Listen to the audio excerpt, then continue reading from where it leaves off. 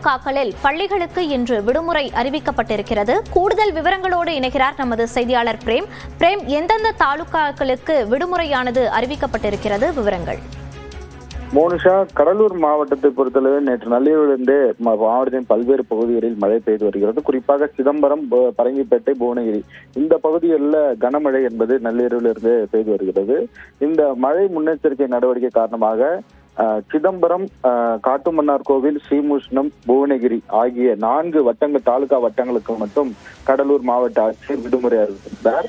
குறிப்பாக சிதம்பரம் கல்வி மாவட்டம் என்று அழைக்கப்படக்கூடிய அந்த சிதம்பரம், காட்டுமன்னார் கோவில், ஸ்ரீமுஷ்ணம், புவனகிரி ஆகிய தாலுகாவில் உள்ள அனைத்து பள்ளிகளும் தற்போது விடுமுறை என மாவட்ட ஆட்சியர் சிபிஆதித்ய செந்தில்குமார் அறிவித்திருக்கிறார். ஏனென்றால் சிதம்பரம் மற்றும் சேத்தியாத்தோப்பு, புவனகிரி அந்த பகுதியில் நள்ளிரவிலிருந்தே கனமழை காரணமாக தான் இந்த விடுமுறை என்பது விடுக்கப்பட்டிருக்கிறது. கடலூர் மாவட்டத்தில் சிதம்பரம் கல்வி மாவட்டத்துக்கு உட்பட்ட சிதம்பரம், காட்டுமன்னார் கோவில், ஸ்ரீமுஷ்ணம், புவனகிரி ஆகிய 4 தாலுகாவில் உள்ள அனைத்து அரசு பள்ளிகளுக்கும் விடுமுறை என மாவட்ட ஆட்சியர் தற்போது அறிவித்திருக்கிறார். விவரங்களை பதிவு செய்தமைக்கு நன்றி பிரேம்.